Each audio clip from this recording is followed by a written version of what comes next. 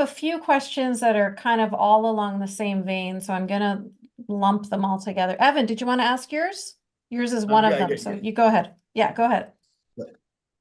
So basically, what I was going to ask was sort of about like, let's say you had a sophist come in. So this is also my written thing. If you had a sophist that say that because of the fact that there's certain specific verses in the Quran that say that Muslims have to be sort of like opposed to or sort of like, against Christians and Jews. And the interpretation was that, oh, this has to be like, coming after them with swords and guns and knives and whatever. And that's the only interpretation they could understand. And they were tempted to go along like particularly violent paths. I mean, how would you sort of, as a religious leader, sort of like correct them and say like, how can you bring them towards like a less destructive path? And maybe like interpret could he supposed to be interpreted as being like sort of engaging with them or sort of like intellectually engaging with them as opposed to like, coming after them with weapons, if that makes sense.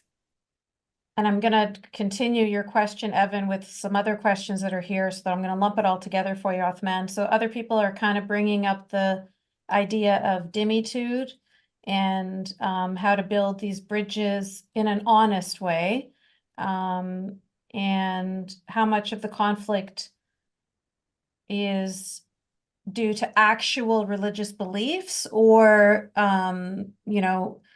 governments or religious leaders trying to create division between different religious groups. You know, it's interesting. Um, I keep talking about nuance, not because I'm probably a huge critic when it comes to Islamic theology, huge.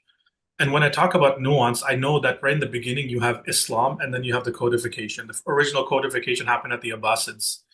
And then after that, within this one major codification, other institutions started to build out within Islam. And then based on their political agenda, many times they were asked to oppose Christians and Jews, and they were asked to, consider Muslims and Christians as dhimmis. And then a lot of the narrations, a lot of the hadith, keep in mind the hadith are there post codification, pre codification, there aren't any hadith there. Or there might be hadith, but a lot of stuff is shoved under the rug because if you're going to codify it based on ABC, then the narrations or the hadith that have to do with ABC are the only ones that are going to show up in the books. Anything else is not going to show up in the books. So it's so contextual. It's so contextual when I look at it because when I look at the history, when I look at Prophet Muhammad's history, sure, you have stories again post codification that talk about wars or that talk about fights that happen against the Jews, or maybe I don't know if I see anything against the Christians. I don't see any sort of religious wars that happen in early days at all. I find a lot of these things taking place based on the narratives post codification. And then when I read the verses of the Quran, I see a completely different picture where when I'm reading the Quran, I see this conversation around don't delineate, don't create groups, don't be like you're like this or you're like that. Rather, we're all on one way or we follow one path. Even the Christians believe in a way, and the Jews believe in a way, and Muslims believe in a sirat or a way. So, well, this sort of fighting with swords or it's all post codification. I don't know if I can build more on that, including this idea of dhimmi or these terminologies, because all terminologies come after codification. If there's no codification, you don't have Well, terminology. I don't know. I You guess the can. question is, in the reality that we have today, is there any route towards Muslims using their scripture in order to, because we know that it can be used to create division and hate and, violence towards others, polytheists more than Muslims and Jews, but against all other non-Muslims. Yeah. Do you believe that that same book can inspire people to be more, um, you know, Peaceful. yes.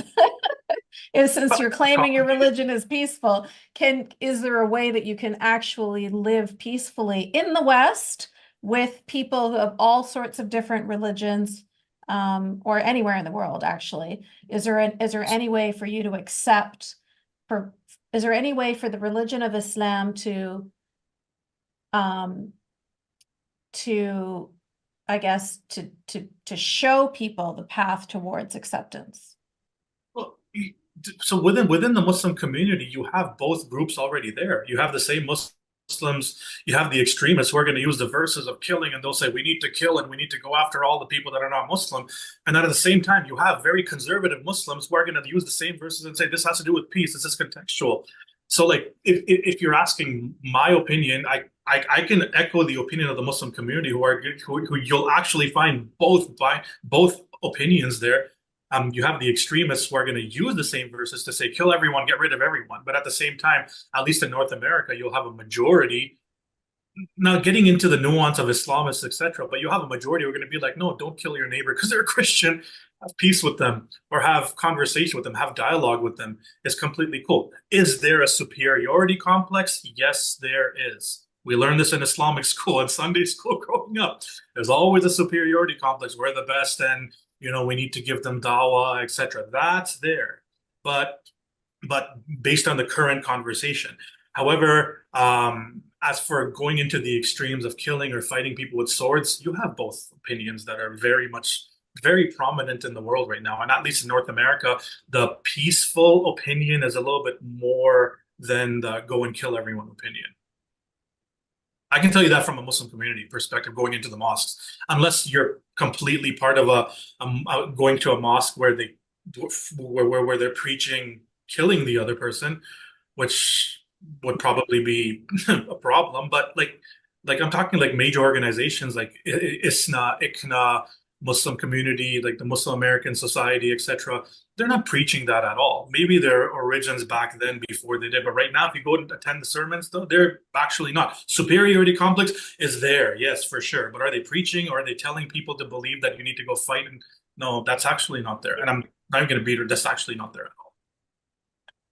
So are you finding